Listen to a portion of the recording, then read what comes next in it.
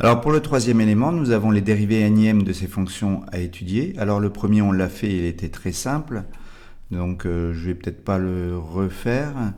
On va passer directement au deuxième. Donc ici pour le 3 petit a. Pour le 3 petit a, on a la fonction suivante qu'on va nommer f par exemple, dont on doit déterminer les dérivées successives. Alors par exemple, on va faire la première dérivée. Ici, la première dérivée, c'est de la forme 1 sur u, donc la dérivée c'est u', donc c'est moins u' sur u carré, donc moins 1 sur u carré.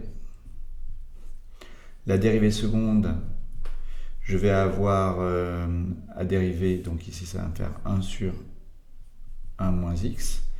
La dérivée seconde, 1 moins x carré, c'est de la forme 1 sur u carré, donc c'est moins u', c'est-à-dire plus 1, fois n c'est 2, sur 1 moins x au cube, et ainsi de suite. Donc on obtient effectivement assez rapidement que la dérivée énième, c'est n fois n moins 1 fois 2 fois 1 sur 1 moins x puissance n plus 1. Donc on va essayer de démontrer ce résultat par récurrence. Donc une fois que vous avez trouvé intuitivement le résultat par récurrence, vous notez l'hypothèse à démontrer par récurrence. Donc c'est une méthode qui est assez couramment utilisée. On vous demande de trouver les dérivées énièmes. Vous calculez les premières dérivées. Une fois que vous avez compris comment ça fonctionnait, vous posez l'hypothèse que vous voulez démontrer par récurrence et puis vous faites l'initialisation, bien sûr. Si n égale à 0, la dérivée zéroième en 0, c'est 1 sur 1 moins x. Et cette expression, c'est 0 factoriel, c'est-à-dire 1 sur 1 moins x puissance 0 plus 1. Donc 1 sur 1 moins x. Donc on a égalité des deux. Donc P0 vrai. Alors une fois que vous avez P0 vrai, l'hérédité, soit n appartenant à grand N, supposons Pn vrai.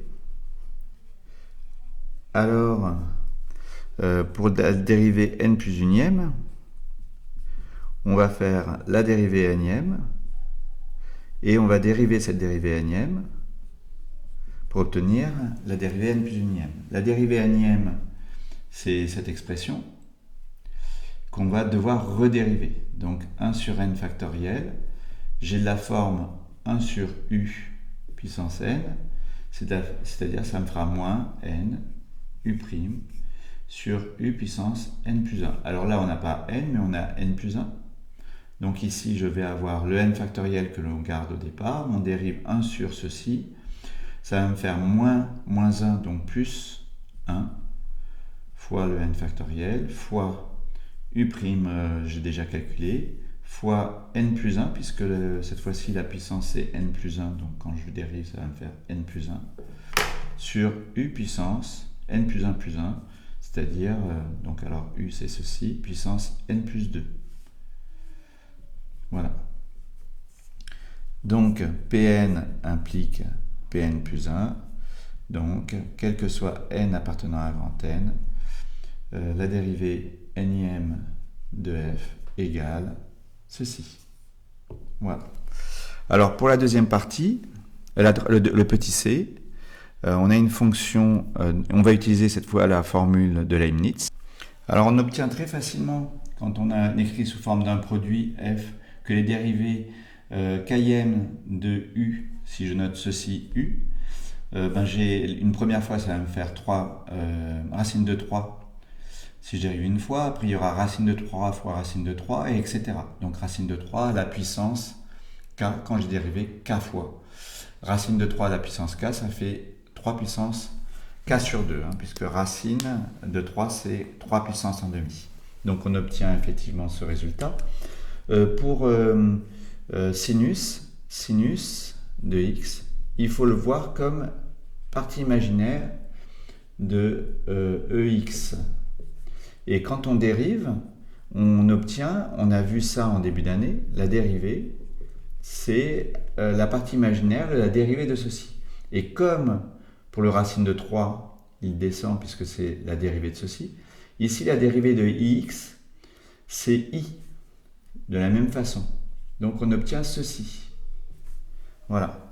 Et si je dérive k fois le sinus, j'obtiens im de, et ben à chaque fois que j'y arrive, j'ai le i qui descend, donc ça fera i fois i, k fois. Donc i puissance k ex. Alors c'est très intéressant ici cet exercice, puisqu'on voit que, comme pour le racine de 3, on obtient la même chose quand on a en exponentielle, pas i racine de 3, où racine de 3 est un réel, mais ix, où i est un imaginaire. Ça marche de la même façon. Donc c'est le même raisonnement, pas de difficulté. Alors maintenant qu'on a vu, qu'on a pu raisonner ainsi, je vais allumer la lumière. Donc on obtient ici ces dérivées km. Quand je veux la dérivée énième de f, je vais faire dérivée énième de f en x. C'est par le théorème, la formule de Leibniz, formule de Leibniz, on a somme de k égale 0 jusqu'à n, des k parmi n, u dérivée km, et v dérivée n moins km. Tout ça en x. Alors, ceci, on peut remplacer par ce que l'on a trouvé ici, hein, imaginaire de ceci.